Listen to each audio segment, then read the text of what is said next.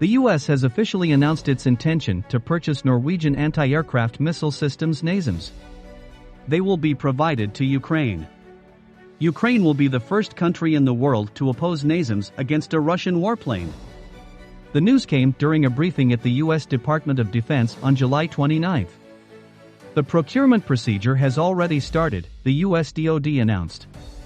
Ukraine claims the US will provide 2 NASAMS batteries. That means 12 mobile rocket launchers, each battery has 6 rocket launchers.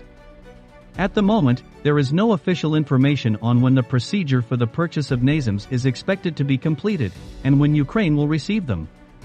At the end of June, BulgarianMilitary.com announced that the US intends to provide NASAMS to Ukraine. Then, a senior Washington source disclosed the White House's intentions for the first time. In early July, the US Department of Defense confirmed the source's claims. NASAMS was a missile system desired by Kyiv at the beginning of the war.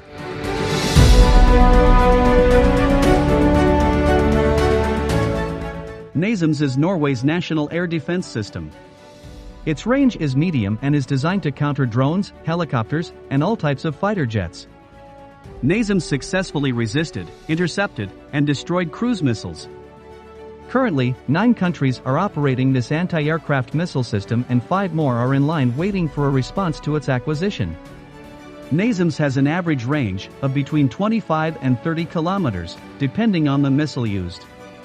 The maximum altitude at which the rocket flies is 21 kilometers. NASAMS can be integrated into vehicles and thus from a ground-based to become a mobile system for difficult terrain. NASAMS can often be seen on a 6x6 chassis, but its practicality is that after a quick modification it can be easily integrated into vehicles with a 4x4 chassis.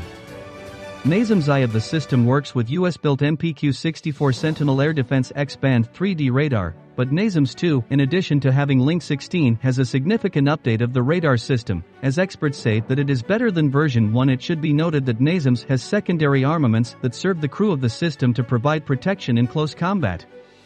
Secondary integrated weapons are the RBS-70 laser beam-assisted manpad system and the Bofors 40mm L-70 gun, controlled by the Oerlikon Conraves FCS-2000 monopulse Doppler tracking radar.